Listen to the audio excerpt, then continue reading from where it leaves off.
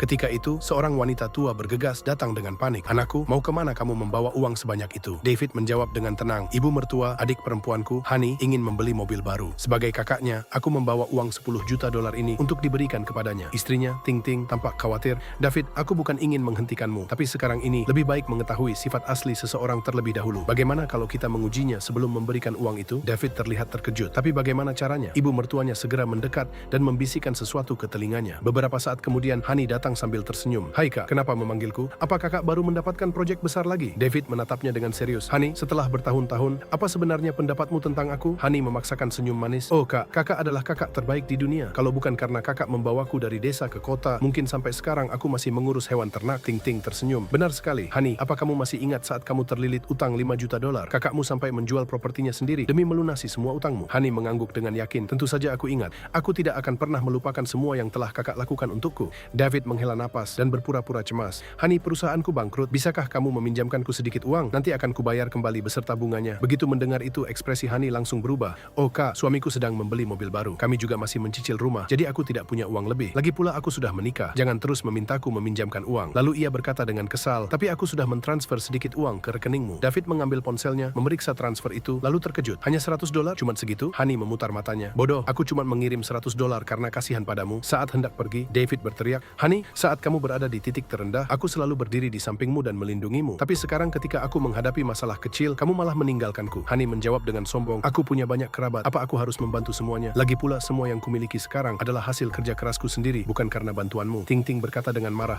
"Hani, jangan lupa siapa yang membawamu dari desa ke kota dan memberimu pekerjaan di perusahaan ini. Bukannya membantu saat dia membutuhkanmu, kamu malah mempermalukannya." Hani membalas dengan ketus, "Hei, kamu cuma orang luar. Kamu tidak berhak ikut campur urusan keluarga kami. Sekarang aku sudah menikah. Kami hanya keluarga dalam nama saja. Saat kakak punya uang, dia kakak yang hebat. Tapi sekarang dia bukan siapa-siapa bagiku." David menarik napas panjang sambil menahan amarah. "Hani, hari ini kamu mengajarkanku bahwa terkadang keluargamu sendiri bisa menjadi musuh terbesar. Mulai saat ini, hubungan kita berakhir." Hani mencibir. "Bagus, aku juga tidak butuh pengemis sepertimu." Tiba-tiba seorang sekretaris berlari masuk sambil tersenyum. "Bos, selamat. Perusahaan kita baru saja memperoleh keuntungan 5 juta dolar dari proyek ini." David mengangguk tenang. "Baik, kamu boleh kembali bekerja." Setelah sekretaris pergi, sikap Hani langsung berubah. "Oh kak, jadi semua ini cuma ujian? Bukankah kakak berjanji akan membelikanku mobil baru?" David menjawab dengan serius, "Aku masih ingat setiap kata yang kuucapkan." Saat David meletakkan uang itu di atas meja, Hani tersenyum lebar. "Wah, semua uang ini benar-benar untukku?" David berkata dengan marah, "Jangan sentuh uang itu dengan tangan kotormu. Awalnya aku memang berniat memberikan semuanya kepadamu, tapi sekarang tidak lagi." Hani berteriak, "Hari ini aku akan membawa uang itu apapun yang terjadi." David berkata dengan tegas, "Hari ini akhirnya aku melihat keserakahanmu yang sebenarnya. Berkali-kali karyawanku mengeluh bahwa kamu menggunakan namaku untuk menerima suap dari para